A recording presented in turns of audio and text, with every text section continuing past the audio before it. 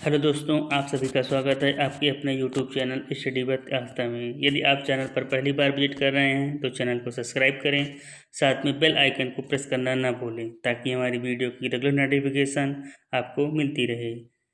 आज की इस वीडियो में हम भौतिक विज्ञान के महत्वपूर्ण भाग ध्वनि यानी कि साउंड के कुछ अति महत्वपूर्ण प्रश्नों पर चर्चा करेंगे।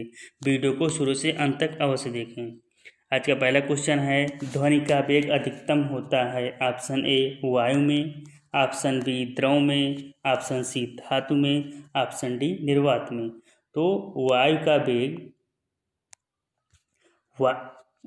ध्वनि का वेग अधिकतम होगा धातु में, यानी कि option C is a correct answer. बात करते हैं ध्वनि के वेग की, तो ध्वनि का वेग परिवर्तनीय है तथा वह उस माध्यम पर निर्भर करता है जिसमें ध्वनि का संचरण होता है, यानी कि जिस माध्यम में ध्वनि का संचरण होगा, यानी कि यह वायु हो या द्रव हो, धातु, निर्वात जो भी हो, वह उसके माध्यम पर निर्भर करता है, यानी कि जो उसकी डेंसिटी होगी उस हिसाब से उसका ध्वनि का वेग होगा। ध्वनि का अधिकतम वेग 332 मीटर पर सेकेंड होता है। Next question number 2। किसी ध्वनि की स्पष्ट पृथक प्रतिध्वनि सुनी जाती है जबकि ध्वनि के स्रोत से प्रतिध्वनित न्यूनतम दूरी होती है। Option A 10 metre, option B 17 metre, option C 34 metre, option D 100 metre. तो किसी ध्वनि की स्पष्ट पृथक प्रतिध्वनि सुनी जाती है जबकि ध्वनि के स्रोत से प्रतिध्वनि की न्यूनतम दूरी होती है। ये ऑप्शन बी 17 मीटर होगा। आइए बात करते हैं आया कैसे। तो हम जानते हैं कि हमारे कान द्वारा दो ध्वनियाँ स्पष्टता तभी सुनी जा सकती हैं जब उनके बीच की समय अंतराल 0.1 सेकेंड हो, जब उनके बीच का समय अंतराल 0.1 सेकेंड हो, तथा वायु द्वारा 0.1 सेकेंड में चली गई दूरी। हम जानते हैं कि वायु की चाल 332 मीटर पर सेकेंड होती है ध्वनि की चाल। तो 1.1 सेकेंड में चली गई दूरी जो होगी 33.2 मीटर होगी। और स्रोत एवं अवरोध के बीच की न्यूनतम दूरी हम जानते हैं, अगर ये एक स्रोत है और दूसरा ये अवरोध है, तो यहाँ से यहाँ तक जाने में और यहाँ तक आने में ये जो भी दूरी होगी उसको हम अगर आधा कर देते हैं तो ये लगभग 17 मीटर के आसपास आएगा, जिससे हम कह सकते हैं कि किसी ध्वनि की स्पष्ट प्रतिध्वनि सुनी जा सकती है जबकि ध्वनि स्रोत से प्रभावित न्यूनतम दूरी 17 मीटर हो। Next question number 3। दूरदर्शन यानी कि टीवी के ध्वनि संकेत होते हैं। ऑप्शन ए आयाम मॉडुलित, ऑप्शन बी आवृत्ति मॉडुलित, ऑप्शन सी अमॉडुलित, ऑप्शन डी वेग मॉडुलित। तो जो टीवी के ध्वनि संकेत होते हैं वो आवृत्ति मॉडुलित होते हैं, यानी कि option B is a correct answer. Next question number 4। वायुमंडल में प्रकाश के विसरण का कारण है। Option A carbon dioxide, option B धूल कण, option C helium, option D जलवाष्प। तो वायुमंडल में प्रकाश के विसरण का प्रमुख कारण धूल कण होते हैं, यानी कि option B is a correct answer. Next question number 5। ध्वनि किस रूप में यात्रा करती है। ऑप्शन ए अनुप्रस्थ तरंगों के रूप में, ऑप्शन बी अनुदैर्ध्य तरंगों के रूप में, ऑप्शन सी स्थिर तरंगों के रूप में, ऑप्शन डी अनुप्रस्थ एवं अनुदैर्ध्य तरंगों के रूप में। तो ध्वनि जो होती है वो अनुदैर्ध्य तरंगों के रूप में गमन करती है, यानी कि यात्रा करती है। Option B is a correct answer. कभी कभी डायरेक्ट क्वेश्चन पूछा जाता है कि ध्वनि तरंगे किस प्रकार की तरंगे हैं, अनुप्रस्थ तरंगे, अनुदैर्ध्य तरंगे, या ऐसे करके ऑप्शन दिया होता है। तो वहाँ पे हम टिक करेंगे कि ध्वनि तरंगे अनुदैर्ध्य तरंगे होती हैं। Next question number 6। निम्नलिखित में से किसकी ध्वनि का तारत्व पिच अधिकतम होगा। ऑप्शन ए पुरुषों की ध्वनि का, ऑप्शन बी शेर की दहाड़ना, ऑप्शन सी मच्छर की भिनभिनाहट, ऑप्शन डी इनमें से कोई नहीं। तो जो ध्वनि का तारत्व अधिकतम होगा वो मच्छर की भिनभिनाहट का होता है, यानी कि option C is a correct answer. ध्वनि का तारत्व उसकी आवृत्ति पर निर्भर करता है, यानी कि जो पिच होता है, जो उसका पिच होता है वो उसकी आवृत्ति यानी कि फ्रीक्वेंसी पर निर्भर करता है। अधिक आवृत्ति की ध्वनि का तारत्व अधिक होता है। मच्छर की भिनभिनाहट का तारत्व दिए गए अन्य विकल्पों की तुलना में अधिक होता है, क्योंकि इसकी भिनभिनाहट की आवृत्ति अन्य विकल्पों की आवृत्ति से अधिक होती है। और बात करते हैं कि तारत्व जिसका अधिकतम होगा ध्वनि उतनी ही पतली होगी, यानी कि तारत्व जो होगा जितना अधिकतम होगा उसकी ध्वनि उतनी ही पतली होगी, यानी कि तीक्ष्ण होगी। ऐसी इस तरह हम कह सकते हैं कि जो पुरुष का तारत्व होता है वो बहुत कम होता है, इसलिए उसकी आवाज़ मोटी होती है, जबकि जो महिला होती हैं उनके पिच का जो होता है, उनका जो तारत्व होता है वो मैक्सिमम होता है, इसलिए उनकी आवाज़ पतली या तीक्ष्ण होती है। नेक्स्ट क्वेश्चन, क्वेश्चन नंबर 7, ध्वनि के वेग पर प्रभाव नहीं पड़ता है। ऑप्शन ए ताप का, ऑप्शन बी माध्यम का, ऑप्शन सी दाब का, ऑप्शन डी आर्द्रता का। तो ध्वनि के वेग पर जो प्रभाव नहीं होता है वो दाब का होता है, मतलब हम कह सकते हैं कि दाब का जो है इफेक्ट ध्वनि के वेग पर नहीं पड़ता, यानी कि option C is a correct answer.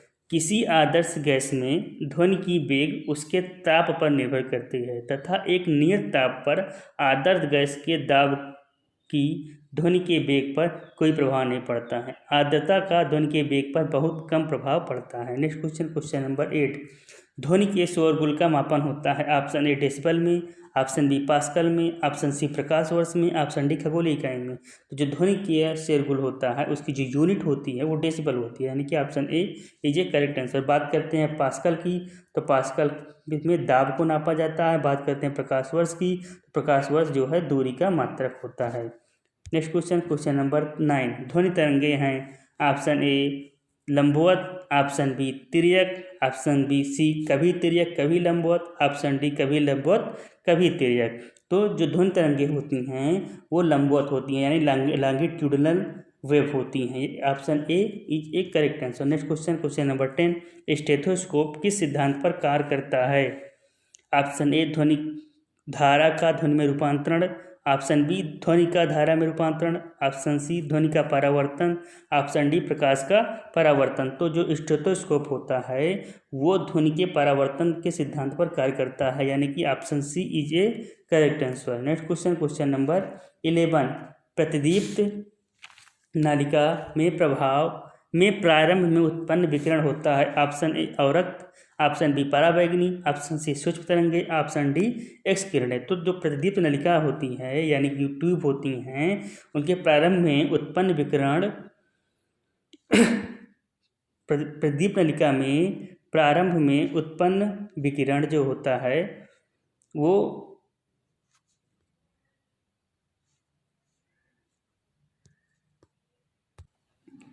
प्रतिदीप्त नलिका में प्रारंभ में उत्पन्न विकिरण होता है वो पराबैंगनी होता है, यानी कि option B is a correct answer. Next question, question number 12, डाट डाट के परिवर्तन से वायु में ध्वनि की गति में परिवर्तन नहीं होता है, यानी कि इनमें से किसके परिवर्तन से ध्वनि के परिवर्तन नहीं होता है। ऑप्शन ए वायु तापक्रम, ऑप्शन बी वायु में उपस्थित नमी की मात्रा, ऑप्शन सी वायु दाब, ऑप्शन डी ध्वनि संचरण की दिशा में पवन। तो वायु दाब यानी कि ऑप्शन सी वायु दाब के परिवर्तन से वायु में ध्वनि की गति में परिवर्तन नहीं होता है, यानी कि हम कह सकते हैं कि जो प्रेशर होता है उसका ध्वनि के वेग पर यानी कि ध्वनि की जो वेलोसिटी होती है उस पर प्रभाव नहीं पड़ता है। जो हम जानते हैं कि ध्वनि का वेग जो फार्मूला होता है भी अनुपाती रूट टी, यानी कि उसके ताप के वर्गमूल के अनुपाती होता है। 1 डिग्री सेल्सियस ताप बढ़ाने पर वायु में ध्वनि का वेग 0.61 मीटर पर सेकेंड बढ़ जाता है, यानी कि हम किसी भी माध्यम का टेम्परेचर 1 डिग्री सेल्सियस बढ़ा देते हैं तो जो ध्वनि का वेग होता है 0.61 मीटर पर सेकेंड बढ़ जाता है। और बात करते हैं कि आर्द्रता की, आर्द्रता बढ़ाने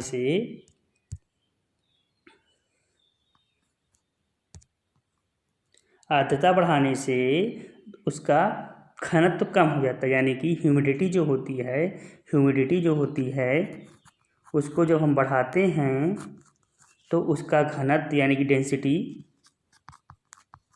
कम हो जाता है। डेंसिटी कम होने से ध्वनि की चाल यानी कि वेलोसिटी बढ़ जाती है। ये इसका हो गया ह्यूमिडिटी का प्रभाव। नेक्स्ट क्वेश्चन, क्वेश्चन नंबर 13, ध्वनि की चाल है। ऑप्शन ए 920 मील प्रति घंटा, ऑप्शन बी 760 मील प्रति घंटा, ऑप्शन सी 680 मील प्रति घंटा, ऑप्शन डी इनमें से कोई नहीं। तो हम जानते हैं कि ध्वनि की चाल जो होती है वो 332 मीटर पर सेकेंड होती है। इसको हमें किलोमीटर पर घंटा में चेंज करने के लिए इसको हम मल्टीप्लाई करेंगे 3600/1000 से, तो ये हो जाएगा किलोमीटर पर घंटा। अब 1 किलोमीटर पर घंटा जो होता है, 1 किलोमीटर पर आवर जो होता है, वो 5/8 यानी कि 5/8 मील पर घंटा होता है। तो हम इसको जो है 5/8 से जब गुणा कर देंगे तो ये लगभग 747 मील पर घंटा आएगा, जो 760 मील पर घंटा के अप्रॉक्सीमेट होगा, यानी कि option B is a correct answer. Next question number 14। EMRI यानी कि मैग्नेटिक रेजोनेंस इमेजिंग मशीन में निम्न में से किसका प्रयोग किया जाता है? ऑप्शन ए ध्वनि तरंग, ऑप्शन बी एक्स किरण, ऑप्शन सी पराश्रव तरंग, ऑप्शन डी चुंबकीय तरंग। तो जो MRI होता है उनमें हम चुंबकीय तरंग का यूज करते हैं, यानी कि ऑप्शन डी करेक्ट होगा। Next question number 15। ध्वनि ऊर्जा को वैद्युत ऊर्जा में परिवर्तित करने वाले यंत्र का नाम क्या है? यानी कि ध्वनि ऊर्जा यानी कि साउंड की जो एनर्जी होती है उसको वैद्युत ऊर्जा यानी कि इलेक्ट्रिक एनर्जी में कौन कन्वर्ट करता है? Option A amplifier, option B आलापक, option C microphone, option D प्रेषित। तो जो ध्वनि ऊर्जा होती है वैद्युत ऊर्जा में परिवर्तित करने वाले यंत्र को माइक्रोफोन कहते हैं। Option C is a correct answer. Next question number 16। ध्वनि का वेग निर्भर करता है ऑप्शन ए तीव्रता पर, ऑप्शन बी स्वरूप पर, ऑप्शन सी तरंग दैर्ध्य पर, ऑप्शन डी इनमें से कोई नहीं। तो जो ध्वनि का वेग होता है उसकी माध्यम पर निर्भर करता है, माध्यम पर निर्भर करने के साथ साथ वहाँ के तरंग दैर्ध्य पर भी निर्भर करता है, यानी कि option C is a correct answer. Next question number 17। एक ओर बंद तथा दूसरी ओर से खुली एक पाइप देगी। ऑप्शन ए सभी हार्मोनिक्स, ऑप्शन बी सभी सम हार्मोनिक्स, ऑप्शन सी सभी विषम हार्मोनिक्स, ऑप्शन डी कोई हार्मोनिक्स नहीं। तो एक ओर बंद दूसरी ओर खुली एक पाइप होगी, वो सभी विषम हार्मोनिक्स देगी, यानी कि option C is a correct answer. Next question number 18। ध्वनि तरंगों में निम्न में से कौन सी घटना घटित नहीं हो सकती है? ऑप्शन ए विवर्तन, ऑप्शन बी ध्रुवण, ऑप्शन सी परावर्तन, ऑप्शन डी व्यतिकरण। तो जो ध्वनि तरंगे होती हैं उनमें ध्रुवण की घटना यानी कि पोलराइजेशन की घटना नहीं हो सकती है। Option D is a correct answer, यानी कि जो ध्वनि तरंगे होती हैं उनमें ध्रुवण पोलराइजेशन की घटना नहीं हो सकती है। Next question number 19। एक तरंग की चाल 200 मीटर पर सेकंड है तथा तरंग दैर्ध्य 1/2 मीटर है, तो तरंग की आवृत्ति होगी ऑप्शन ए 400 मीटर पर सेकंड, ऑप्शन बी 370 मीटर पर सेकंड, ऑप्शन सी 80 मीटर पर सेकंड, ऑप्शन डी 110 मीटर पर सेकंड। तो ध्वनि की चाल अगर 200 मीटर दिया गया यानी कि बी इक्वल टू 200 मीटर पर सेकंड दिया गया है और उसकी तरंग दैर्ध्य जो लैम्डा है 1/2 दी गई है, तो हम जानते हैं कि B equal to N lambda, N equal to भी अपान लैम्डा। भी की इक्वल टू 200 रखेंगे और इसका 1/2 रखेंगे तो ये 400 इसकी वैल्यू आएगी।